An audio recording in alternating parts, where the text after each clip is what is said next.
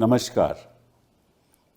इस दिल से के एपिसोड में हम चर्चा करेंगे अस्थिरता की, कि विश्व में अस्थिरता क्यों पैदा हो रही है। और ये आर्थिक अस्थिरता है और राजनीतिक अस्थिरता है। जब से डोनाल्ड ट्रंप साहब प्रेसिडेंट बने हैं तो उन्होंने WTO का तो तहस नहस कर दिया। उसके बाद बड़ी समस्याएं खड़ी हो गई हैं। और अगर आप विश्व को देखो तो समझौता हो ही नहीं रहा है। कहीं युद्ध हो रहे हैं, कहीं टैरिफ पे झगड़े हो रहे हैं। और मुझे ऐसा लगता है कि लिबरलाइजेशन प्रोसेस के बाद जब इकोनॉमीज़ लिबरल हुई तो जो वेस्टर्न नेशंस थे, यूरोप था, अमेरिका था, वहाँ से जो पुअर लोगों की जो आमदनी थी वो उतनी तेज़ी से नहीं बढ़ी जितनी के अमीर लोगों की आमदनी बढ़ी। तो जो gap rich and the poor था वो बहुत बढ़ गया। और साथ साथ में ये भी हुआ कि बाहर से लोग आए, उन्होंने वहाँ काम शुरू किया। और जो आम आदमी था, वो जो रहने वाला था, वो इंग्लैंड में भी यही है, अमेरिका में भी यही है, वो सोच रहा था कि जो जॉब मैं करता था, जो काम मैं करता था, बाहर के लोगों ने आकर कर दिया। तो ये एक विवाद वेस्टर्न देशंस में हुआ। हिंदुस्तान में उसका एक दूसरा असर हुआ। हिंदुस्तान में असर ये हुआ है कि यहाँ जो हमारी डेमोक्रेटिक इंस्टीट्यूशंस हैं, जो संवैधानिक हमारी इंस्टीट्यूशंस हैं, संविधान तो हमारा बरकरार है लेकिन इंस्टीट्यूशंस बरकरार नहीं है। और जो आम आदमी है वो गरीब का गरीब ही रह गया, और जो अमीर है वो अमीर और अमीर होने लगा। और देश की संपत्ति 2-4 लोग के हाथों में आ गई। और जो सारी संवैधानिक संस्थाएं थी, चाहे वो इलेक्शन कमीशन हो, यूनिवर्सिटीज़ हों, ऐसा लगता है कि सरकार के कब्ज़े में है। कोर्ट्स तो आज के दिन भी हम नहीं कह सकते, लेकिन लोगों के मन में ये भावना ज़रूर है। और साथ साथ में हमारी जो कूटनीति है उस पर भी बड़ा प्रभाव पड़ा है। पीछे पाकिस्तान के साथ झगड़े हुए, आपको मालूम है, ऑपरेशन सिंदूर हुआ। 2015 से ही मदेशी जो लोग हैं नेपाल में, उन्होंने ब्लॉकेट किया, तो एक एंटी इंडिया फीलिंग भी आई। उधर म्यांमार, आपको मालूम है कि वहाँ भी बड़ी स्थिरता है, क्योंकि म्यांमार अपने वो जो जनता है म्यांमार में, जिसको हम जुंटा कहते हैं, वो सारा जो म्यांमार का टेरिटरी है उसके कब्ज़े में नहीं है। इधर श्रीलंका में आपको मालूम क्या हुआ। और जो हमारे बड़े अच्छे संबंध थे हमारे पड़ोसियों के साथ, वो संबंध बिगड़ते जा रहे हैं। मालदीव्स में देख लीजिए।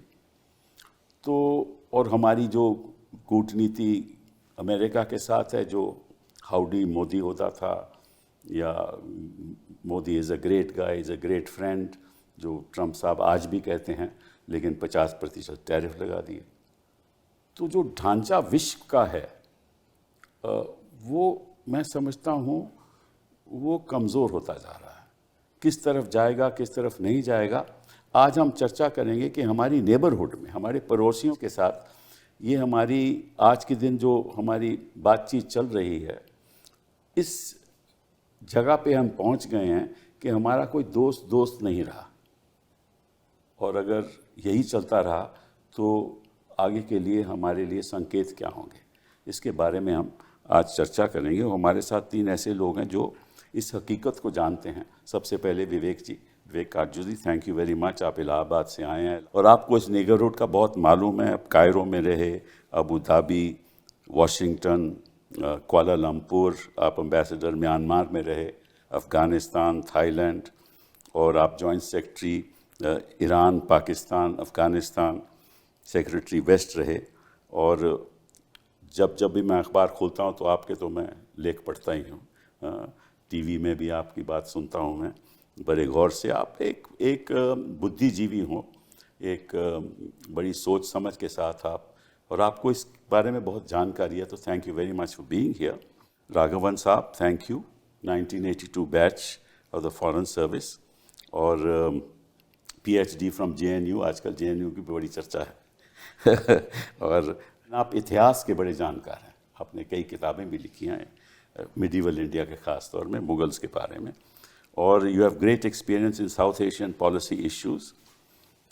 और आप हाई कमिश्नर टू पाकिस्तान रहे 2013 से 2015 में, आप डिप्टी हाई कमिश्नर भी रहे पाकिस्तान में, तो पाकिस्तान के बारे में जानकारी आपकी ज़बरदस्त है। आप हाई कमिश्नर टू सिंगापुर भी रहे और आपने मिनिस्ट्री ऑफ एक्सटर्नल अफेयर्स में joint secretary Pakistan, Afghanistan, Iran division, and you also served in the United kingdom, Bhutan, Kuwait. तो नेबरहुड के बारे में आप बहुत कुछ जानते हो, and you were director general of the Indian council of world affairs in new Delhi 2018 से लेकर 2021 तक, and author of several books, जिसके बारे में मैं कह चुका हूँ, और आप भी लिखते रहते हैं। आजकल वैसे फॉरेन सर्विस के लोग बहुत लिखने लगे हैं अच्छी बात है, बुरी बात नहीं है। Suhasini ji, I think you been in 4 decades, you've been in the business, 4 in the business, and you know, starting from getting a master's of broadcast journalism from Boston University, worked with CNN's United Nations Bureau in 1994 in New York, joined CNN New Delhi as a producer in 1995. In 1990 to 2005, you were reporting CNN International, reporting from India, Pakistan, Nepal, Sri Lanka, Bangladesh. तो आपको तो बहुत जानकारी है हमारी south Asia, मतलब कि तो आप तो मतलब कि पड़ोसी देशों के साथ उस समय क्या हमारी बातचीत थी और दोस्ती थी, आज क्या है, उसके बारे में हम चर्चा करेंगे। You also one several awards, award 2015 में प्रेम भाटिया अवार्ड, और and you've been part of conflicts. Actually, you've gone to conflict areas, and I think you were injured right here. So thank you very much for being here. विवेक जी, ये बताओ कि ये क्या हो रहा है विश्व में, ये स्थिरता क्यों है? देखिए, आपने कपिल जी बहुत अच्छी तरह बताया कि जो एक लिबरलाइजेशन का दौर था वो अब समाप्त हो गया, और विश्व के क्या बड़े देशों में देखें या हमारे वहाँ देखें, छोटे देशों में देखें, लोगों की मानसिकता बदल गई है। जो नेता हैं, जो राजनीतिक वर्ग है, समाज के में जो एक पहले एक उदारवादी नीति अपनाई जाती थी, वो अब एक किस्म से ख़त्म ही मुझे दिखती है। क्यों? मैं कई बार मैं सोचता हूँ, हाँ, उसका मुझे एक कारण जो दिखता है वो ये है कि अगर आप इतिहासकार, तो हमारे बगल में बैठे हैं, बहुत हमें बहुत सर्विस में बहुत फ़क्र है इन पर कि इतिहास पे इतनी पकड़ है, लेकिन जो मुझे दिखता है कि जब जब दुनिया में तकनीकी विज्ञान और तकनीकी में बदलाव आया है, तब तक अस्थिरता पैदा हुई। हम लोग शायद इतना, अगर अपनी जीवन को देखें तो आज डिजिटल युग जो है उसमें जो परिवर्तन उसने दुनिया को हर सूरत बदल दिया पूर्ण रूप से। अब आज की 2025 की दुनिया और 1975 50 साल आप ले लें, बिल्कुल अलग दुनिया हो गई। और इसकी वजह से मुझे लगता है कि एक ये वास्तविकता है कि इसकी वजह से बदलाव आएगा, उसका असर जीवन के हर पहलू पर पड़ेगा, चाहे वो राष्ट्र का हो, चाहे को। सॉरी टू इंटरप्ट यू, आपसे मैं पूछना चाहता हूँ, मुझे ऐसा लगता है कि जो लोकतंत्र, हाँ, जो सही तरीके से चल रहा था पिछले 10, 20, 25, 30 साल से, और 1950 के बाद लोकतंत्र की संस्थाएं खत्म होती जा रही हैं। देखिए, मजबूत था जो लोकतंत्र, उसकी संस्थाएं खत्म होती जा रही हैं। एक चीज अगर आप देखें, हाँ, एक तो विचारधाराओं में क्लेश चल रहा है बड़ा। क्यों बड़ी जबरदस्त। देखिए, अगर आप हमारा इतिहास उठा के देखें तो उसमें हमेशा दो विचारधाराएं थी। एक उदारवादी विचारधारा थी जिसको आजकल तो बड़ा मनहूस शब्द माना जाता है, सेकुलर। एक सेकुलर की एक थी कि भाई धर्म हमारी राष्ट्रीय आइडेंटिटी को डिफाइन नहीं करेगा। इसी पर मुस्लिम लीग से, पाकिस्तान से इसी बना, जो वो इसी बुनियाद पे बना। वो कहते थे धर्म या मज़हब सबसे नेशनलिज्म का, राष्ट्रवाद का सबसे एक मुख्य बिंदु है, और हम कहते थे नहीं। लेकिन यहाँ पर एक तत्व था, एक एलिमेंट था हमारे एक मूवमेंट, नेशनल फ्रीडम मूवमेंट के दौरान एक एलिमेंट था जो कहता था नहीं, धर्म की सबसे ज़्यादा स्थान धर्म का होना चाहिए। और पाकिस्तान के बनने के बाद तो ये विचारधारा ने जोर पकड़ा, लेकिन फिर गांधी जी की हत्या हुई, एक और दौर आया, सोशलिज्म का दौर आया। अब मुझे लगता है नेहरू जी के व्यक्तित्व भी था जिसकी वजह से वो सब, ये जो विचारधारा थी ये थमी। बाद में कुछ गलतियां, राजनीतिक बड़ी भूलें हुई कांग्रेस पार्टी से, जिसके कारण वो जो विचारधारा थी उसको प्रोत्साहन मिला। लेकिन अब उसके साथ साथ एक जो सेकुलर विचारधारा के साथ ये चल रही थी। और फिर मुझे ये भी लगता है कि पश्चिम एशिया में जो बदलाव आया, हमारे लोग जब जाने लगे और फिर दुनिया जैसे फैली, उससे एक यहाँ पर होने लगा, एक विचार बनने लगा कि हिंदू आइडेंटिटी जो है वो खतरे में पड़ रही है, जो नहीं थी। लेकिन यहाँ पर एक जहनियत बनने लगी, और उस जहनियत को फिर एक हवा मिली। अब आखिरी चीज़ मैं आपसे कहूँ, आज का दौर सोशल मीडिया का दौर है। छोटी सी चीज़ भी किस तीव्रता से फैलती है, आप सोचें। तो इसलिए जो ये शक्तियाँ थीं उनको बहुत बल मिला। नहीं, वो तो ठीक है, आप बात कर रहे हो हिंदुस्तान की, मैं पूछ रहा हूँ कि विश्व में भी यही हो रहा है। उसमें तो धर्म की कोई राजनीति नहीं है, लेकिन विश्व में भी ऐसा ही हो रहा है। आप इंग्लैंड में देखो, रॉबिन्सन ने एक स्पीच दी, आपने पीछे देखा होगा, कितनी तादाद में लोग, उसमें कोई धर्म की तो बात नहीं होगी। क्रिश्चियन नहीं, जो उसकी आप भाषण सुनोगे, उसने कहा कि ये बाहर के लोग आ गए और बाहर के लोगों ने हमारी नौकरियां छीन ली और हम माइनॉरिटी बन गए अपने देश में। ये उसका लहजा था, मैंने सुना है। इसमें कोई हिंदू मुस्लिम की कोई बात नहीं। तो विश्व में तो ये हो रहा है कि बाहर के लोगों ने आके हमारी नौकरियां छीन ली और इनको अब बाहर निकालो, तो एंटी इमिग्रेशन मूवमेंट शुरू हो गई। यहाँ सिचुएशन है कि वही कि आप जो आ चुके हैं उनको बाहर निकालो। तो ये जो, और साथ साथ में जो बाकी राजनीतिक जो लोकतंत्र की संस्थाएं हैं वो कमज़ोर हो गई, हर देश में कमज़ोर हो गई। और आप हिस्टोरियन हैं, इतिहास पढ़ाते हैं, पढ़ते हैं, आप बताइए इसके पीछे वजह क्या है?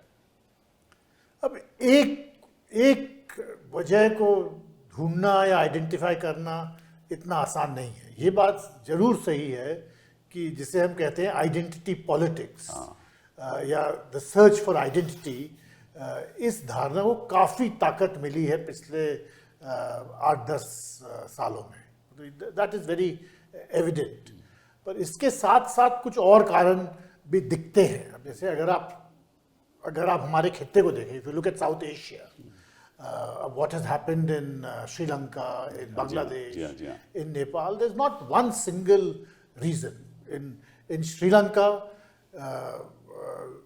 what appeared to be a right of center party was thrown out by a popular insurrection, and now what has come in its place is a party which was actually communist. Correct, left oriented, yes. In Bangladesh, you had a centrist party, Right.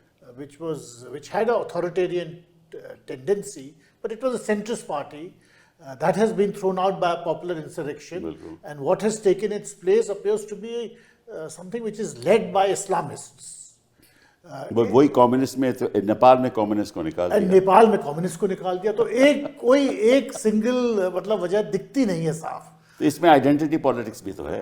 Identity politics भी है, पर ये जितने भी हमारे भारत को छोड़ के अगर आप पूरे साउथ एशिया को देखें, मतलब जितने भी देश हैं they are single region countries, you know, they don't have a diverse mix of populations. So identity politics does play a role, but I think the bigger reason very evidently, और जो सबसे मुख्य कारण है, that is the easy reason, जो आसान सा explanation मिलता है वही सही एक्सप्लेनेशन होता है, and the real explanation is governance failure, massive governance failure. अब उसमें technology, social media and all that plays a role in amplifying how great has been that governance failure and how divorced people feel from the ruling elite. So that is certainly a factor which has impacted South Asia. और काफ़ी हद तक मुझे तो ये लगता है कि South Asia has also demonstrated a kind of autonomy, because what is happening in the US or what is happening in Ukraine and what is happening in West Asia, I mean, these are all the meta-narratives which dominate our thinking. But actually South Asia has gone on its own trajectory. Afghanistan में अगर आप देखिए, you see what happened in Myanmar in 2021 with a military coup.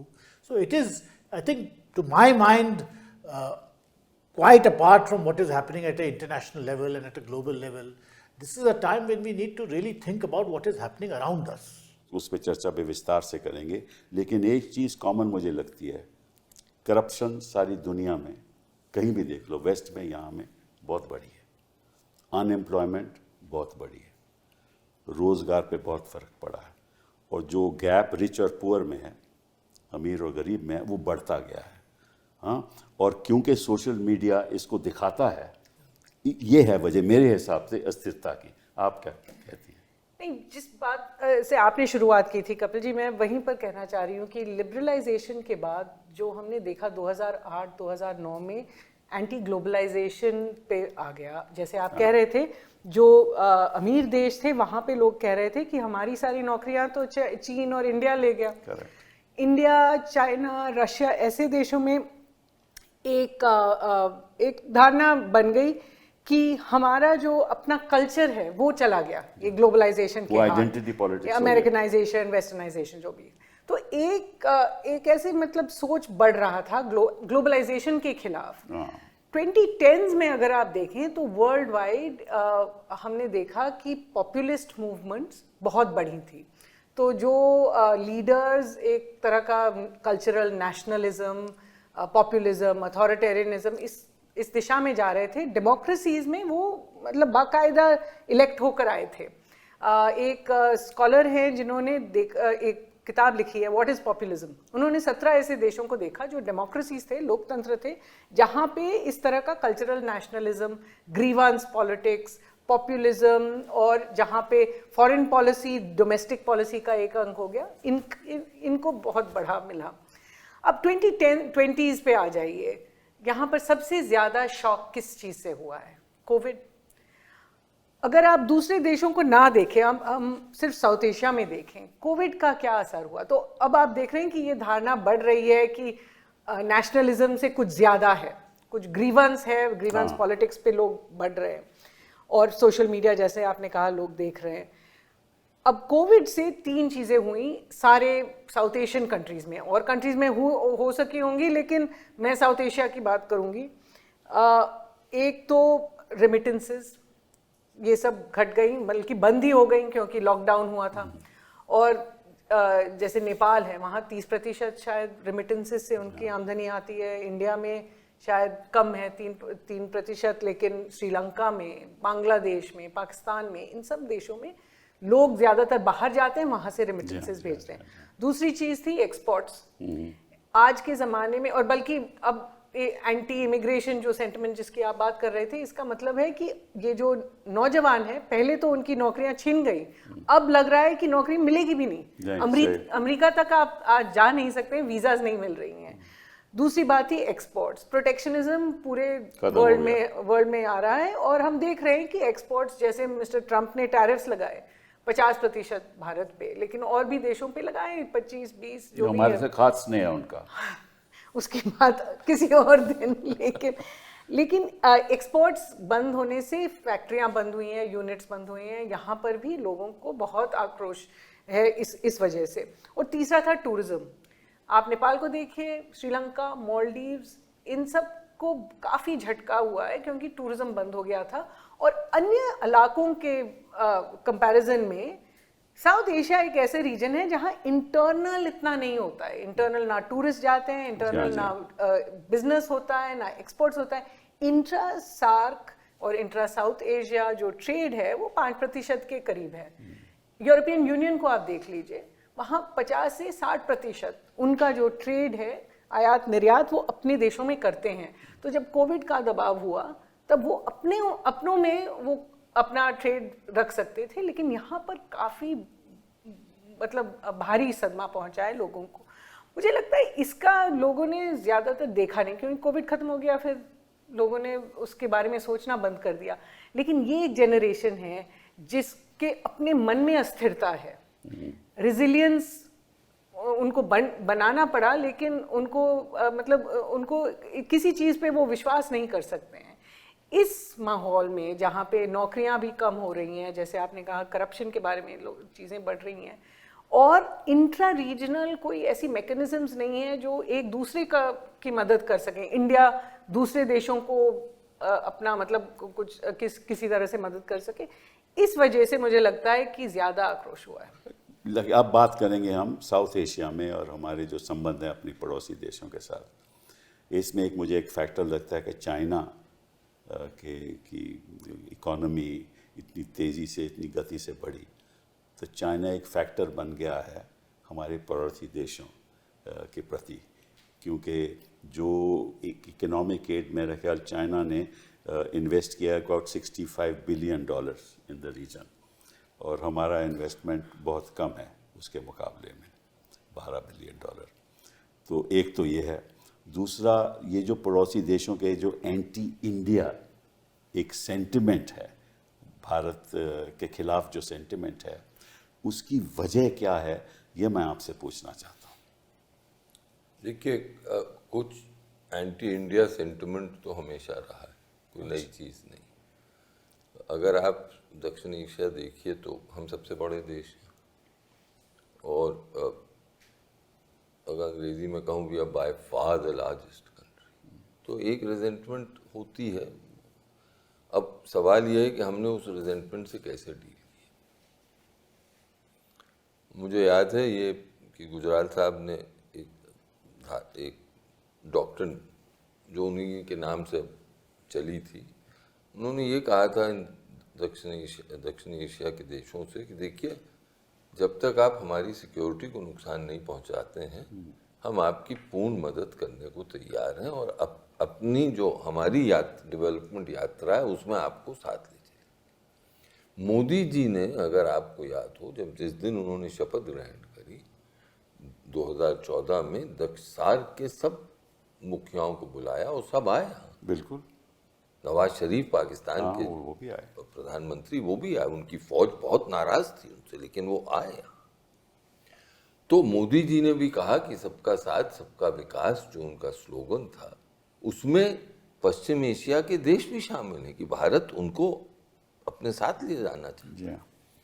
लेकिन आज के दिन आपने जैसे बताया, अफगानिस्तान हो, पाकिस्तान में जो परिवर्तन आया है, श्रीलंका, बांग्लादेश, नेपाल, और फिर सार्क से आगे बढ़े तो म्यांमार, तो वो जो एक स्वप्न था कि पहले तो सार्क बंद हो गया, अच्छे कारण थे जिसकी वजह से बंद हुआ, लेकिन बंद हो गया। उसके बाद बिम्स्टेक का हमने सोचा, बिम्स्टेक भी बांग्लादेश के बाद खत्म है, नेपाल क्या करवट लेगा भी पता नहीं।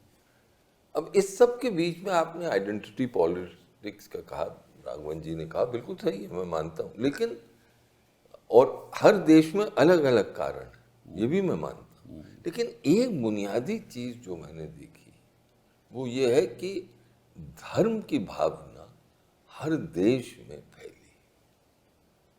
बट नेपाल तो हिंदू देश है, तो वहाँ पर भी ये भावना फैली है, लेकिन क्या करवट लेगी ये अभी पता नहीं। दूसरा, बांग्लादेश में सेंट्रलिस्ट गवर्नमेंट थी, अब कौन आए हैं? जमात के पीछे जमात। श्रीलंका में हम बात नहीं करते, लेकिन बौद्ध संघ वहां पर है ज्यादा है। म्यांमार में क्या है? संघ। और संघ जिस तरह रोहिंग्याओं के साथ उसकी सोच है वो सबको मालूम है। तो अब मेरा आपसे अर्ज ये है कि एक ये इंग्रेडिएंट बन गया है आइडेंटिटी में जो पहले थोड़ा बहुत दबा। क्यों बना है? अब इसका कारण एक तो अस्थिरता है, जो कि जिसके कारण जो कोविड, और अस्थिरता जब होती है तो फिर ये देखा गया, इतिहास साक्षी है इसका, कि लोग उन एंकर्स की तरफ जाते हैं जिसको वो यूज टू है, which provide some kind of psychological satisfaction, and religion is the first anchor you go to. अब दूसरी चीज चीन की, ये तो साफ जाहिर है कि पहले चीन ने बायलैटरल रिलेशनशिप्स शुरू करी, सभी BRI मान रहे हैं, सब देश से शुरू करी, BRI वाज द इंस्ट्रूमेंट। अब जो मुझे दिख रहा है वो ये है कि ट्राइलैटरल मैकेनिज्म शुरू, अफगानिस्तान, पाकिस्तान, चाइना, उसमें 6th राउंड अभी वैंगी यहाँ आए, उसके बाद अफगानिस्तान गए जहाँ पर ये ट्राइलैटरल हुआ। ज़्यादा पढ़ा नहीं इस बार, क्योंकि अफगानिस्तान पाकिस्तान के रिश्ते जो हैं बहुत ही ख़राब हैं, लेकिन वहाँ उन्होंने शुरू कर दिया। फिर खबर आई कि बांग्लादेश, पाकिस्तान, चाइना, ये पहली बार हुआ है, कुनमिंग में एक ऑफिशियल लेवल पर हुआ। अब ये मेरा, कुछ लोग कह रहे हैं, मैं उससे सहमत हूँ, कि चीन ये चाहता है कि साउथ एशिया को वो कब्जे के एक इन्फ्लुएंस करके एक ऑर्गेनाइजेशन बनाए जिसमें वो ही नहीं रहे, लेकिन वो उसमें वो रोल प्ले करे जो कि भारत सार्क में करता है, कि वो लीड करे। और आखिरी चीज मैं आपसे कहूँ, चीन का रवैया जो मैं देख रहा हूँ भारत के प्रति, वो ये है कि भारत बड़ा देश है लेकिन हमारी तुलना में कुछ नहीं, और अंतोगत्वा वो खाली एक साउथ एशिया का देश है, बड़ा साउथ एशियन देश है, और हम उसके साथ वही व्यवहार करेंगे। हमें अच्छा, मुझे बहुत बुरा लगता है ये कहने, लेकिन इस वक्त वास्तविकता है कि चीन एक विज्ञान में उसकी प्रगति आप देख लें, तकनीक में, दरअसल जो इस वक्त जो खौफ पश्चिम के देशों को सता रहा है, अमेरिका को सता रहा है, वो चीन की मैन्युफैक्चरिंग पावर तो है ही, सप्लाई चेन्स में उनकी पोजीशन, लेकिन उनकी जो प्रोग्रेस उनका हुआ है साइंस और टेक्नोलॉजी में, उससे वो घबराए हुए हैं बिल्कुल। क्वांटम कंप्यूटिंग में वो कहाँ जा रहे हैं, कम्युनिकेशंस में कहाँ जा रहे हैं, स्पेस में कहाँ जा रहे हैं, ये सब ये वास्तविकता है। तो ऐसी स्थिति में हमें बहुत सोचना पड़ेगा कि हम आखिर करें तो कैसे जाएं, और हमें इस पे विचार करने की, इस दुनिया में जो डिजिटल दुनिया है उसमें हम कितने मैथमेटिशियन प्रोड्यूस कर रहे हैं। भाई the world is run by algorithm. But अब तो सब चीज तो मतलब के हिंदी में पढ़ाई जाएगी ना साहब, हिंदी में आप गणित पढ़ाएं, मुझे कोई उसमें इतराज नहीं, अच्छी बात है, लेकिन जब तक आप अच्छे मैथमेटिशियंस विश्व स्तर के बना दें, जो कि हम कहते हैं बनाते थे एक वक्त, बनाते हाँ, वो आप कर दें, किसी हिंदी में करें, क्षेत्रीय भाषाओं में करें, बिल्कुल ठीक, लेकिन बनाएं तो उस पर जोर तो दें। ज्यादा जोर हो रहा है कि हम प्राचीन में काल में कितनी महाशक्ति थे, वाकई थे, सर्जरी करते थे, लेकिन प्राचीन काल से ज्यादा वर्तमान को तो देखें और भविष्य को देखें। आपसे मैं पूछना चाहता हूँ कि बांग्लादेश में जो हुआ सो हुआ, 2009 से लेकर अभी 24 तक हसीना जी वहाँ राज कर रही थी, हमें भनक तक नहीं लगी कि ये क्या होने वाला है। नेपाल में जो हुआ सो हुआ, हमें भनक तक नहीं लगी कि क्या होने वाला है नेपाल में। हमारी ये जो कूटनीति है, जो हमारी फॉरेन सर्विस है, इनको पता नहीं रहता कि क्या होने वाला है।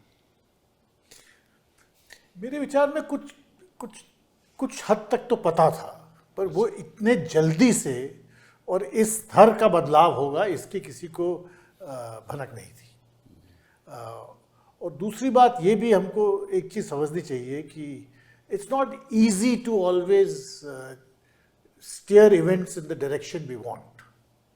जो बांग्लादेश में हो या नेपाल में हो, श्रीलंका में हो, अपने आप में हम हर पूरे उस प्रोसेस को कंट्रोल नहीं कर सकते. Knowing one's own limitations is also important. ये बात मैं आपकी मतलब पूरी तरह से मानता हूँ कि हमारे खित्ते में क्या हो रहा है उसके बारे में हम कुछ कर सके या ना कर सके वो दूसरी बात है, पर हो क्या रहा है वो उसकी जानकारी हमें हमेशा रहनी चाहिए. अब देखो सऊदी अरेबिया के साथ अब समझौता हो गया, एक डिफेंस का डील हुआ है पाकिस्तान, और हमें पता था, हम कहते हैं कि हमें पता था, वो तो जो हम कर क्या रहे थे विदेश पर, इसमें वही मैं कहूँ कि there are limitations to what you can do. ये जो डील हुई है सऊदी अरेबिया और पाकिस्तान के बीच, इसमें what role could we have played to prevent it, because इसमें पाकिस्तान और सऊदी अरेबिया के जो रिश्ते हैं वो बहुत पुराने हैं और बहुत गहरे हैं. एंड पाकिस्तान ने हमेशा काफ़ी हद तक सऊदी अरेबिया के साथ एक डिफेंस एंड बट मुझे लगता है कि हिंदुस्तान थोड़ा आइसोलेट हो रहा है. मेरी अपनी राय है, मैं गलत भी हो सकता हूँ, कि साउथ एशिया में आइसोलेट हो रहा है, विश्व में आइसोलेट हो रहा है. हमें मालूम नहीं हम किस तरफ जाएं. चीन के साथ हम जा नहीं सकते, अमेरिका हमें तंग कर रहा है, हाँ टैरिफ बढ़ा रहा है, और हमें कोई राहत मिल नहीं रही. तो और जो पैलेस्टाइन के साथ हो रहा है हम कोई बयान नहीं दे पा रहे. तो हमारे दोस्त कहाँ हैं? जो आप कहीं भी चले जाओ, कोई ऐसा दोस्त हमारे साथ खड़ा नहीं हो रहा. पाकिस्तान के साथ तो फिर भी लोग खड़े हो रहे हैं. कुछ बदलाव तो कोई तो राजनीति में इसमें कोई कमी होगी, आप बताइए.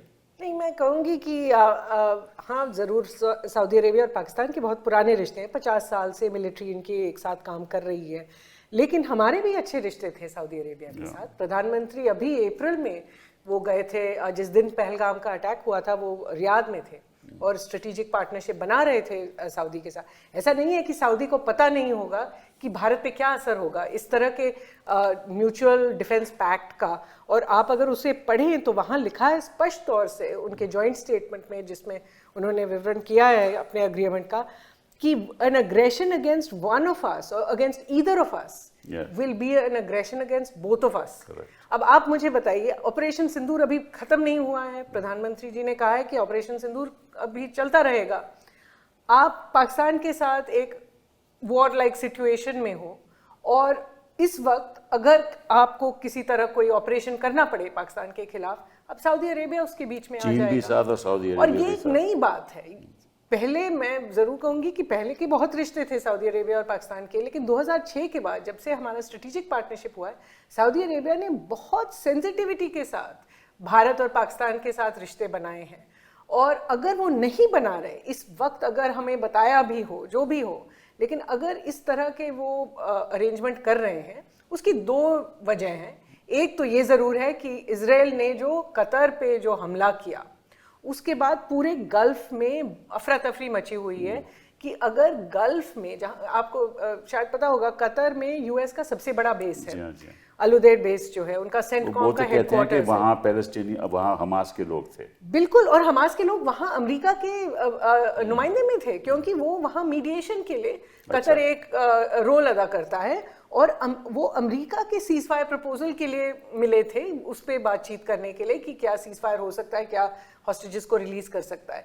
तो अगर अमेरिका इस पे कुछ ना करे कि इजराइल एक अमेरिकन एलाई, जिसके यहाँ एक बेस है इस तरह का, और हमला करे और अमेरिका कुछ भी ना करे, उनको सिक्योरिटी गारंटीज कोई ना दे, तो सारे जो गल्फ देश हैं, वहाँ बहरीन में भी तो यूएस बेस है, कुवैत में भी तो है, सऊदी अरेबिया में भी है, कि सारे ये जो गल्फ देश हैं काफ़ी मतलब वारिड हैं कि अब क्या होने वाला है. तो एक वजह ये है. दूसरी वजह ये भी है कि भारत ने जो अपना पोजीशन बनाया है इजराइल पैलेस्टाइन के मामले में, वो आज किसी के तरफ भी नहीं खड़ा है.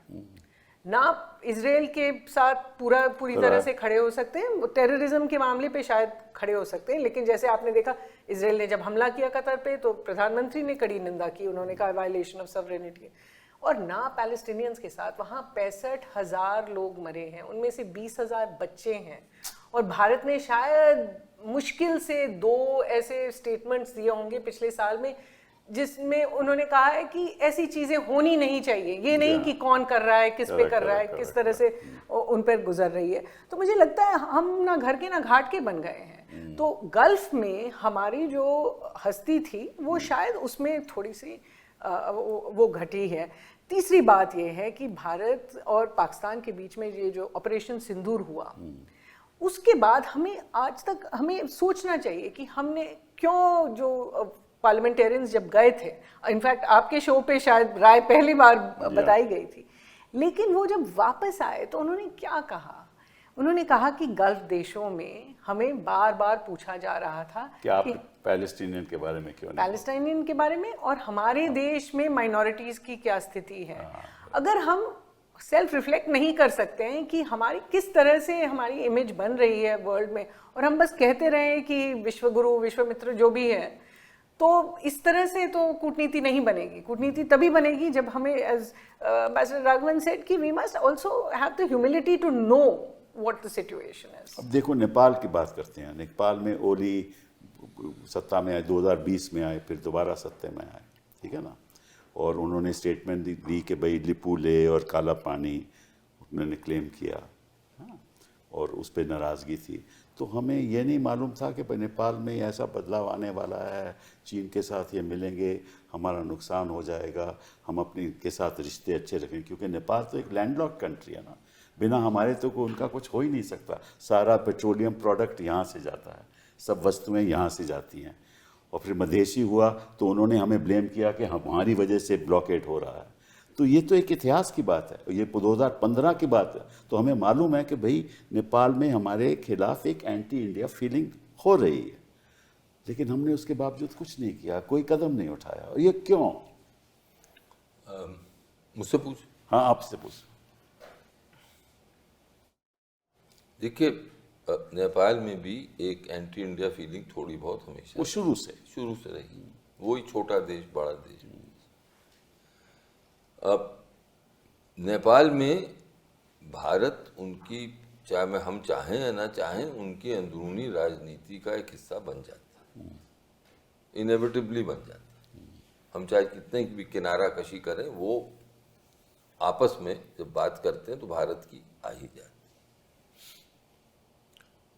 अब जहाँ पर हम समझ नहीं पाए वो ये कि इतनी तीव्रता से ये आंदोलन जो है ये बढ़े। अब उसमें बहुत लोग तो एक कॉन्स्पिरेसी थियरीज बना रहे हैं। हाँ, करेक्ट। लेकिन उसका जो ट्रिगर था, चाहे कोई भी थियरी अब बनाए, वो सोशल मीडिया बैन था। अब यहाँ पर इसमें आपकी एक कमी होती कि आप छोटे देश में भी उनको सलाह दे सकते हैं कभी कभी कि भाई ऐसा कदम मत उठाओ जिससे जनता भड़के और एक ऐसी आग लगे कि तुम कंट्रोल नहीं कर पाओ। लेकिन वो फाइनली डिसीजन तो वही लेता है। और यहाँ मुझे लगता है कि एक बार जब ओली साहब को भी समझ नहीं आया, हाँ करेक्ट, उन्होंने पहले बहुत सख्त कदम उठाए, 19 बच्चों को मारा। वो बच्चे थे भी कितने, 12 साल 14 साल 16 साल, उनको मारा। और अगले दिन तो फिर जो आग भड़की तो वो उसने सबको तहस नहस कर दिया। अब ये क्या हमें समझना चाहिए था कि सामग्री बन रही है, भावनाएं यूथ में बढ़ रही हैं, और वो कह क्या रहे हैं, नेपो किड्स। उनको भी यही आप जो कह रहे हैं कि खाई बढ़ रही है गरीबों में और अमीरों, वही वो बात वही है। हाँ, इसमें एक और मैं आपसे अर्ज करना चाहता हूँ,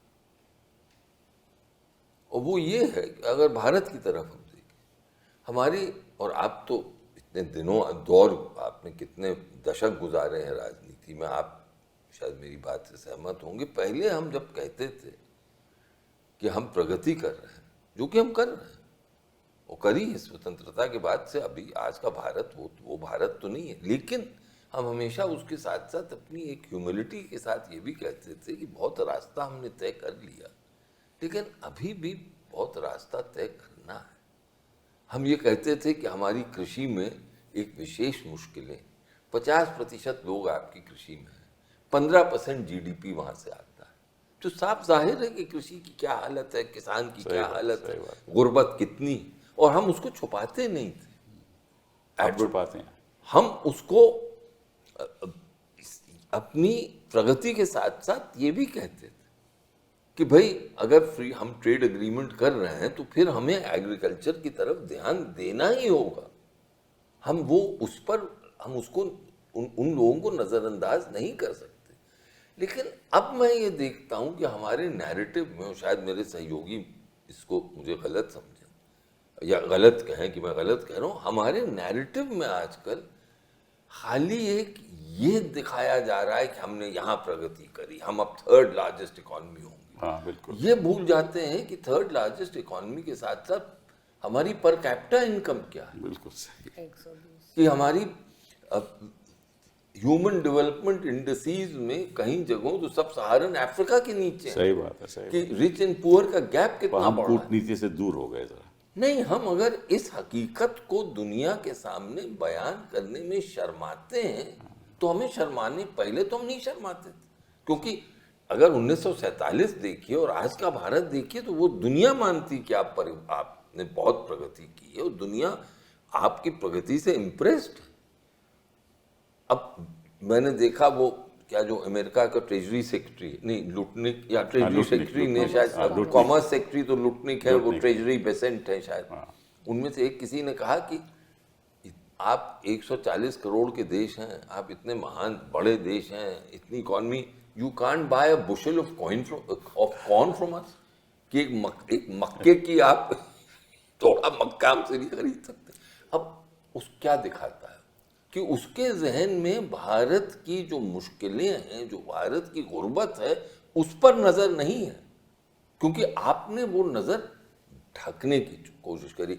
हम, अगर आप इजाजत दें तो मैं कहूं, एक पुलिस एजेंसी सिक्योरिटी के लिए व्यू कटर्स लगाती जानते मैं क्या क्या आप भी व्यू कटर्स की वहां कहीं, और वो व्यू कटर्स का एक व्यू कटर्स तब भी लगते हैं कि अगर कोई नेता जा रहा है, विदेशी नेता आया है, उसके मार्ग पे कुछ धब्बे हैं तो व्यू कटर लगा के वो धब्बों को थोड़ा ढकने की कोशिश होती है। सही बात। तो हम अब अपनी नैरेटिव में व्यू कटर पे व्यू कटर पे व्यू कटर लगाते जा रहे हैं, और मुझे लगता है कि वो नहीं लगाना चाहिए। अच्छा, मैंने इनसे नेपाल के बारे में पूछा, बांग्लादेश में भी ऐसा ही हुआ।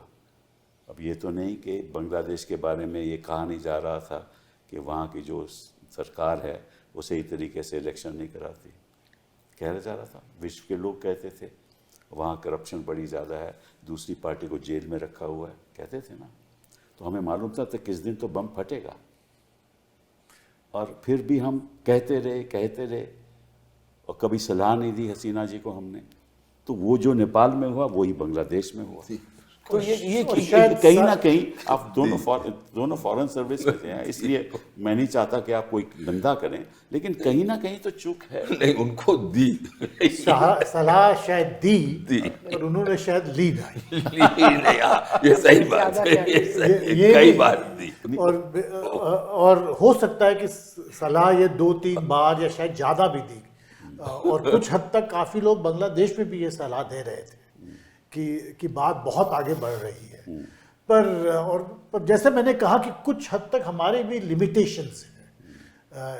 एक हद से आगे आप अपने नेबरिंग कंट्रीज़ में उनको कह नहीं सकते कि आपको ऐसे करना चाहिए।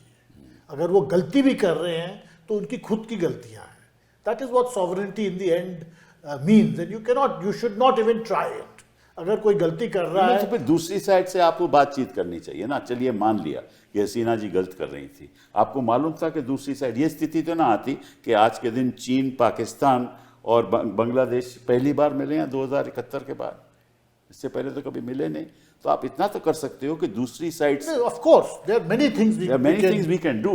इसलिए मैंने ये सवाल पूछा, ये नहीं there are many things we can do, and sometimes hindsight से और भी चीजें होती हैं जरूर कि हम करनी चाहिए थी। पर मेरे विचार में I think the point also is कि हमने, क्योंकि एट दिस पॉइंट कि हम मतलब अपने खुद के नैरेटिव में इतना खो गए that we actually started thinking too much about the wider world and not enough about our region. मुझे लगता है हम अपना मुकाबला वर्ल्ड के सबसे बड़े देशों के साथ करते हैं, ठीक है, अच्छी बात है, always one should look up, but हम अपने गिरेबान में जो हो रहा है उस पर इतनी नज़र नहीं लगा सकते। और हम ये भी करते हैं कि जो हमारे नेबरहुड में होता है उसके साथ हम सहानुभूति नहीं दिखाते हैं, सेंसिटिविटी नहीं होती है, एम्पैथी नहीं होती है। हमारा ये मानना होता है कि हमारा जो नेबरहुड है, एक मैं कहती रहती हूँ, एक जैसे रिंग ऑफ फायर है, आग का गोला है हमारे इर्द गिर्द, और ये आग का गोला कभी भी भड़क सकता है, तो ये इन लोगों से किसी तरह हमें पीछा छुड़ाना है। अब पीछा तो नहीं छुड़ा सकते, ज्योग्राफी इज हिस्ट्री। हाँ बिल्कुल। और अगर हम इन देशों के साथ आगे बढ़ सकते हैं तभी हमारी तरक्की हो सकती है, इसके बगैर हमारी तरक्की नहीं होगी। इसके अलावा जो आप अभी शायद जिसका जिक्र कर रहे थे कि वहाँ पर जो लीडरशिप होती है उसके साथ हम एक ये जो रवैया करते हैं कि हमारे जो लोग हैं और दूसरे लोग हैं, हमारे फेवरेट्स हैं जो इलाके में हैं। आप बांग्लादेश में देखिए, आप शायद कह रहे थे कि हसीना के तरफ झुकाव ज़्यादा था। नेपाल में आप देखिए, पहले ये रिवाज हुआ करता था, कोई ऐसे ट्रेडिशन था कि पहला कदम जो बाहर ले कोई भी नेता हमारे इर्द गिर्द, वो भारत की तरफ लेंगे। केपी शर्मा ओली जुलाई 2024 में प्रधानमंत्री फिर से बन के आए। हम उनसे नाराज़ थे, पहले भी नाराज़गी थी और उनके साथ रिश्ते अच्छे नहीं थे। उन्होंने मांगा कि वो भारत आना चाह रहे थे, हमने उनको न्योता नहीं दिया, तो चीन चले गए। वो 3 महीने रुक के फिर चीन चले गए। चीन बल्कि 2 बार जा चुके थे और अब भारत आने वाले थे। अब इस वक्त में हमने काफ़ी कुछ जो ग्राउंड पे जो हालात होते हैं ना, उस पे नज़र नहीं रखी, क्योंकि इनके साथ नाराज़ थे। ये मालदीव्स में भी हो चुका है, जो नए प्रेसिडेंट आए थे उन्होंने पूछा कि मैं भारत आ जाऊं, हमने कहा थोड़ा रुक के, हम थोड़ा सोच के बताएंगे, वो टर्की चले गए। फिर उसके बाद हमने काफ़ी कुछ किया, मुशक्कत की उनसे ताल्लुक ठीक करने के लिए। लेकिन क्या होता है कि हम अगर एक लीडर से नाराज़ हैं तो हम पूरे देश को ही दखल अंदाज कर देते हैं, साइड में कर देते हैं। नहीं, बट लेकिन देखिए, आप ही से मैं बात करूंगा कि श्रीलंका में जब ये हुआ, हमने तुरंत $4 बिलियन की उनको एड दी। उससे बड़ा फर्क पड़ा, क्योंकि हमारा जो उस समय जो हमने जो किया वो तुरंत किया, हमने कोई इंतज़ार नहीं की और उसका बड़ा प्रभाव पड़ा। और आज के दिन भी हमारे हालांकि वो कम्युनिस्ट सोच के वहाँ बैठे हुए हैं, आज के दिन में हमारे ताल्लुकात ख़राब नहीं हैं।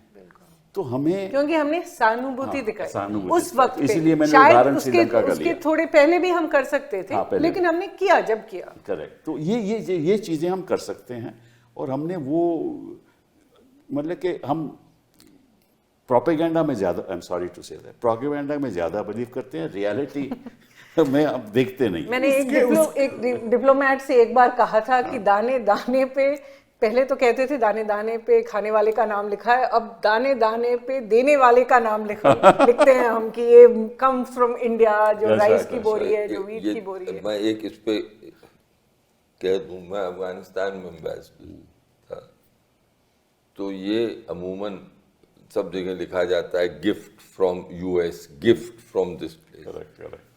मैंने अपने साथियों से कहा कि देखो, अफगान को मालूम है कि भारत क्या कर रहा है। आप कभी भी अपने मुंह से नहीं कहिएगा कि ये भारत ने आपके लिए किया है, बिल्कुल, या या भारत ने आपको बसें दी हैं, या भारत आपको गेहूं, आपकी पार्लियामेंट बिल्डिंग बना, गंदुम दे रहा है, भारत ये कर रहा है, भारत वो कर रहा है, कभी अपने मुंह से नहीं कहा। तो एक ने पूछा क्यों साहब, ये तो सब करते हैं, तो ये अंतर्राष्ट्रीय दस्तूर है। मैंने कहा उसके 2 कारण। पहला कारण ये है कि अफगान जो है इस वक्त बुरी हालत में है, उसके दिल पे क्या बीतती है ये सोचो। जब यूं आदमी करता है हाथ, तो उसके आप सोचें कि आप यूं हाथ फंसा रहे हैं तो उसके। और दूसरी चीज़, वो बहुत एक खुददार लोग हैं, कौम, तो ये उनको पता है, आपको नशर करने की ज़रूरत नहीं। तो तुम आप जो कह रही हैं, मुझे हमेशा लगता है कि इसमें थोड़ी रेटिसेंस होनी चाहिए, क्योंकि पब्लिसाइज करने की जरूरत नहीं, उसको पता है कि आप कहाँ से आया है। जी हाँ, बिल्कुल सही बात है। मुझे लगता है अगर आप मालदीव्स देखें या श्रीलंका देखें और कुछ हद तक अफगानिस्तान देखें, तो वहाँ पर इन तीनों देशों के साथ हमारी diplomacy has been really quite effective. Yes. Despite major setbacks. और उसकी वजह ये है that diplomacy was conducted with great sensitivity and very clinically. With Bangladesh और पाकिस्तान के साथ सबसे बड़ी समस्या ये है कि फॉरेन पॉलिसी, डिप्लोमेसी और डोमेस्टिक पॉलिटिक्स में कोई खास अंतर रहता नहीं है। नहीं, देखिए जब वो आरोप लगा रहे थे कि वहां से घुसपैठी आ रहे हैं, लगा रहे थे ना बांग्लादेश पे, उस पे भी असर पड़ता है, बांग्लादेशी पे असर नहीं Citizenship पड़ेगा। Amendment अगर आप Act- इंटरनल पॉलिटिक्स करोगे ऐसे तो नेचुरली आपके रिश्ते खराब होंगे, और आपको इस पे भी सोचना चाहिए। आफ्टर ऑल विद मालदीव्स एक टाइम पर काफी बुरी बहुत स्थिति हो बुरी गई। स्थिति, उन्होंने कहा ट्रूप निकालो अपने। But then we were able to manage the situation quite well, and I think it was good diplomacy No, I which has think- worked with. But we have not had the same success with Bangladesh, but also to a great extent with Pakistan. नहीं, पाकिस्तान के Well, साथ तो I will only add this that I think we could have avoided the situations we got into in Afghanistan and the Maldives. Sri Lanka is a case apart. That's right. But I agree that I think at the after end, initial mistakes, we corrected the- yes, we did a course correction. I think that in Maldives it's far better today. It's Yes, it is. It is. But in Afghanistan, I do think that we are being a little diffident. We need not be that. China, Russia has openly recognized them. I'm not saying recognize That's them. right. That's right. Pakistan We are not talking to them, ऐसी बात नहीं, हम बात तो कर रहे हैं उनसे, लेकिन मुझे लगता है कि थोड़ा सा और आगे बढ़ना। बट आपने बात की मालदीव्स की, भाई मालदीव्स की सारी इकोनॉमी हमारे ऊपर निर्भर है। Yes. मालदीव्स कहीं और जा ही नहीं But सकता। that applies for Nepal. also. Therefore, it is not आप so. जितना वो कहेंगे ना और वहां पे सुनेंगे, यही इसी वो- बात पे वो नाराजगी नहीं, होती है। मैं कहने की बात नहीं है, हमें मालूम है कि without our tourism and the investments वो मालदीव सर्वाइव कर नहीं सकता इकोनॉमिकली। ये हमें मालूम है इस बात का, कहने की बात नहीं है। नहीं, तो वो but- तो वापस आना ही आना था। नहीं, देखिए, अब वही मैं कपिल जी अर्ज कर रहा हूँ कि आपको कहने की जरूरत नहीं है और कहना चाहिए नहीं। हमारे डिप्लोमेट्स को हुक्म होना चाहिए कि आप इसका कभी जिक्र नहीं करिएगा कि आप क्या सिस्टम सही बात है। और कभी हमें नहीं सीख करिए। लेनी चाहिए कि क्यूबा इतना छोटा सा देश है, क्यूबा जो आइलैंड है उस पे एक यूएस बेस है, फिर भी वो यूएस की कभी बात नहीं मानता है। हालांकि वो भी निर्भर हुआ करते थे पहले बिल्कुल। यूएस पे। तो हम इस तरह से नहीं किसी को जैसे धकेलना चाहते हैं कि हमसे अलग हो जाएं, देख लेते हैं कि आप क्या करोगे हमारे बगैर। करेक्ट, हमारे पास वो ताकत ही नहीं है। क्वेश्चन इज ना हमारी आर्थिक स्थिति इतनी अच्छी है कि हम ताकत दिखाएं, न हमारी डिफेंस सिस्टम्स इतने हम स्ट्रांग हैं कि हम किसी पे रौब दिखाएं। तो जब तक ये स्थिति ठीक नहीं होगी तब तक हम कूटनीति में हम आगे कैसे बढ़ेंगे। और देखिए आप चले गए शंघाई कोऑपरेशन ग्रुप की मीटिंग में चले गए, आपको क्या मिला वहाँ? कुछ नहीं मिला। चीन आपने के साथ बात बढ़ी थोड़ी सी, क्या बात करें? और चीन ने- रूस और आपने चीन जो के नेताओं के जो साथ स्टेटमेंट आई उसमें कोई इसमें हमारे पक्ष में कोई बात नहीं थी। तो आपको अल्टीमेटली आपको वापस अमेरिका बात जाना तो पड़ेगा अमेरिका पास ही, क्योंकि चीन के साथ आप ठीक ठाक है, मगर ऐसा आप अपना रिश्ता रखिए ताकि कोई नुकसान नहीं हो। लेकिन अगर बढ़ना है तो फिर अमेरिका के साथ ही बढ़ना पड़ेगा, और तो कोई रास्ता नहीं। आई थिंक थोड़ा कपिल बैलेंस तो करना पड़ेगा। अमेरिका के आप जो कह रहे हैं, अमेरिका का बाजार हमारे लोगों के लिए बहुत ज़रूरी है, क्योंकि बहुत कैपिटल इंटेंसिव एक्सपोर्ट होता है। आज ही मैं पढ़ रहा था कि साउथ में जो माइग्रेंट लेबर वहाँ आपके टेक्सटाइल इंडस्ट्रीज में काम कर रहा हूँ, हाँ तिरुपुर में, वहाँ से वो उनका पलायन हो रहा है, क्योंकि वो तो कारपेट इंडस्ट्री में मुझे मालूम है क्या हाल है। और सब अरे एमएसएमई सेक्टर खत्म सब हो आप गया। देख लीजिए, उनको ये पता है सबको, तो उनसे कुछ न कुछ तो समझौता करना पड़ेगा।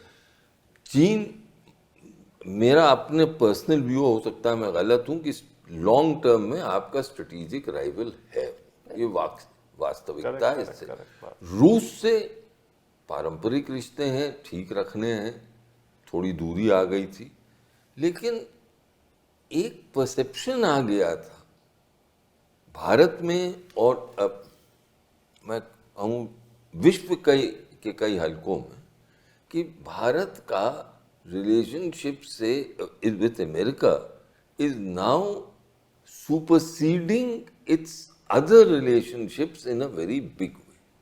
I don't know, आप ज़्यादा सबसे बात करती हैं, आप हम लोग तो रिटायर्ड हैं. नहीं, मुझे लगता है 2016 के बाद जब प्रधानमंत्री नरेंद्र मोदी ने कहा था कि we have shrugged off the hesitations of history, तब लोगों ने काफ़ी सराहना की थी कि अमेरिका के साथ एक अच्छा मतलब रिलेशनशिप होना चाहिए, लेकिन एक रिलेशनशिप ऑफ इक्वल्स.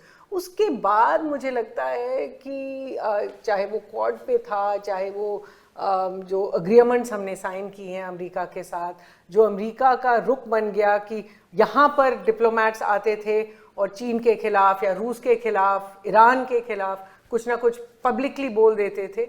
इस सब का एक असर हो गया कि लगने लगा कि भारत भी वेस्टर्न कंट्रीज़ की तरफ बन गया था.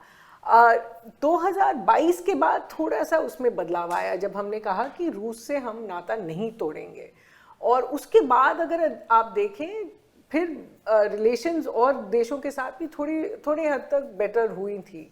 लेकिन आई डोंट अग्री कि हमें इस तरफ या उस तरफ जाना चाहिए. हमें अपने दो पैरों पे ही खड़ा होना, पैरों पे तभी खड़ा होंगे अगर आर्थिक स्थिति हमारी और आर्थिक स्थिति भी अंदरूनी ताकत से बनेगी. बिल्कुल अंदरूनी ताकत से बनेगी. Stop believing our own propaganda. Exactly.